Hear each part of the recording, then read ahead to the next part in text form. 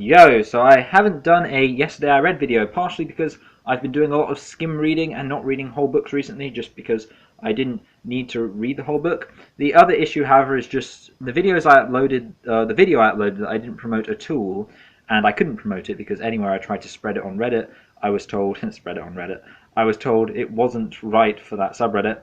That video is now sitting at 16 views over a week later, and now cynical old me has realized it's better to make videos that are more inflammatory but less informative. So for that reason, I'm just going to finish off my response to Sargon I started a while ago, with one point specifically related to him and another more general point.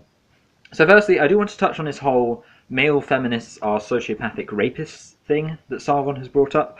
I was thinking about it generally yesterday, and part of the reason I think this might be the case is that I suspect that sociopaths and psychopaths may actually be more inclined to accept criticisms of their own morality, because somebody who isn't a psychopath is going to be very invested in the claim that they are a moral person. Therefore, a position like feminism that suggests that they perpetuate a profoundly immoral and unfair society is going to be unappealing to them. Whereas a psychopath doesn't have the same emotional connection to being a moral person. So if a psychopath is told that they're perpetuating sexism, then they're possibly more likely to think, oh yeah, I am. Now, all of that is obviously assuming psychopaths are overrepresented in the ranks of male feminists. There's no real way to know if this is true, but Sargon vaguely implied it was, so I just thought I'd accept that premise and provide a pretty good reason for why that might be the case. Being a psychopath makes you much less likely to reject the claim that you are immoral, because you'd probably realize you're immoral and not actually feel that bad about the fact. From my very basic knowledge of psychopaths, it seems as if psychopaths are people who might well know what is moral or have an idea of what should be considered intuitively moral, but they cannot make the standard emotional connection between knowing something is moral and wanting to do something moral. So a psychopath could probably reason philosophically that it's wrong to murder somebody, but emotionally they aren't going to have that aversion to killing somebody. This whole thing has been discussed before about how people reject feminism in no small part because of the same reason they reject veganism, or even particularly frank breeds of Christianity. People don't like hearing they've been wrong about morality by perpetuating the suffering of animals or women, because in their mind that makes them a bad person. And bad people are bad, and you aren't allowed to be bad. However, a literal psychopath isn't going to get quite as bent out of shape about the fact that they've been wrong about morality, because they don't have the same emotional investment in their morality that us normies do. Of course, all of this is pretending that psychoanalysis isn't the ultimate low blow in argumentation. I would never present these thoughts as an argument against anti-feminism, basically saying anti-feminists are only anti-feminists because they can't handle the truth bomb about their own morality. However, seeing as Sargon's video I'm responding to is basically nothing but psychoanalysis as an argument against feminism, I'm just doing this on his terms. But what I actually want to talk about today is white knights and nice guys, because being a male feminist puts you in a weird situation in relation to these two terms. And the main reason for this is that male feminists are often portrayed as nice guys and white knights.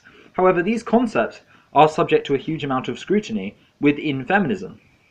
My main concern is that we shouldn't lose sight of the fact that despite the fact all male feminists are erroneously called white knights, and therefore we may be inclined to reject the term entirely, we should remember that there is such a thing as a white knight, and they are worth criticizing as a feminist. So first of all, let's talk about nice guys. I would recommend, by the way, that you watch my previous response to Sargon if you haven't already. Basically, I say in it that being a male feminist isn't about being a nice guy.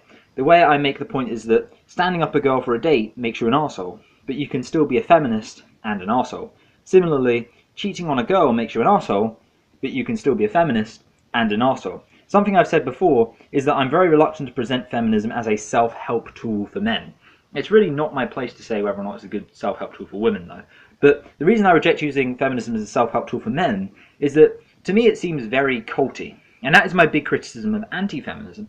Anti-feminism says the reason you don't have a job or a girlfriend or a place of your own is because you've been emasculated by the cucked anti-male liberal globalist society. And the trick is you've got to be a man. And being a man is what will help you. That's why so many of these lunatic anti-feminists will say that lifting weights is part of their political ideology. It's this idea that if you join anti-feminism, then you will discover 10 top ways to become a real man that the feminist elite doesn't want you to know about. And for me, I prefer to go in the opposite direction. Feminism offers no real chance of self-improvement for you as a man. It will, of course, make you a more moral person, in that you will hold to a correct ideology that you might otherwise have rejected, but that's basically it. I'm very reluctant to buy into this claim that being a feminist will make you better in bed, or will make you lift more, or will make you more sociable, or even that it will make you a nicer person. You can do all those things if you want, but you could do all those things without becoming a feminist, and you can become a feminist and do none of those things. This is why I'm a valiantly shitty boyfriend on principle, just to prove that being a feminist doesn't make you a nice guy or a particularly pleasant person to be around, or in any way appealing to any women at all anywhere. Of course, I'm being a gnat facetious, but it's important to bear in mind some nice guy claims, and rather than making one up, I decided to go to the top post of the nice guy subreddit and see what was there. Now, it's worth noting the top post is a very anti-feminist thing to say. Operator, what's your emergency? Women, please help, some man broke into my home. Operator, not all men are like that. I wouldn't do that. The whole not all men thing is very explicitly an anti-feminist thing to say, minimizing the actions of a group of men by feeling the need to clarify that not all men are like that. Then there's a load of satire until the next one we see is this really controlling message. Hard to say that has anything to do with feminism. Then we get this thing which I can't really be bothered to read, but basically it says that being a nice guy is associated with having class. Because in case you weren't aware, all poor urban people are bad guys, which is actually something a lot of these nice guys seem to believe. I wouldn't be surprised if some of them think I'm a nice guy because I speak with a middle class accent, whereas somebody who speaks with a more working class accent must automatically be a bad boy because he's poor, I guess. But basically you get this idea that I'm a nice guy because I'm lily white, suburban, and I'll always show up to dates on time, and our lives together will be like a romantic anime. Now, I must humbly submit that being a feminist doesn't really relate to any of these things. The constant joke about nice guys is that they think women are vending machines where you exchange decent human being coupons for sex. All feminists should be against this attitude, and they all are. I mean, Stefan Molyneux is a huge anti-feminist personality, and he has ranted to no end about women choosing assholes over nice guys, saying we need to hold them accountable for it.